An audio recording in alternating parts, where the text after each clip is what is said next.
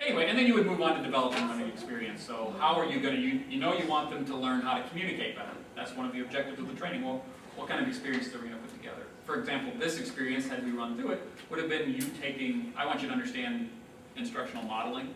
So you would sit down and say, okay, I'm working with lawyers, okay, so I'm going to think about the objectives I want my lawyers to learn, and so you would have listed those. Then you would have gone on developing learning exercises. Well, I'm going to teach them communication skills by having them,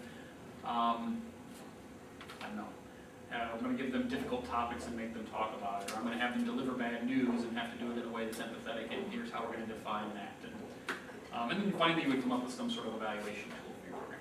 But the nice thing is that I did, even though the bullet pointer, if you ever decide you want to review this, you don't have to, but you'll see that each section has kind of questions, and those will kind of get you started. If you ever sit down and you have to create a training or you have to do something like that, you can go through and say, okay, these are kind of the core for this. And you don't need to know that Ralph Tyler wrote his book in 1949. That really doesn't matter to anybody.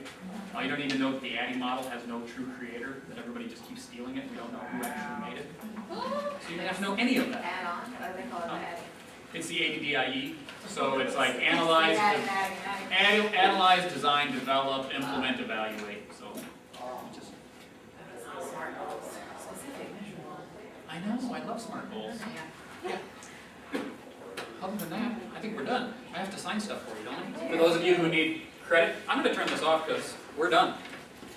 Thank you very much. You owe us a story. Yeah. Oh, yeah. I have to turn it off.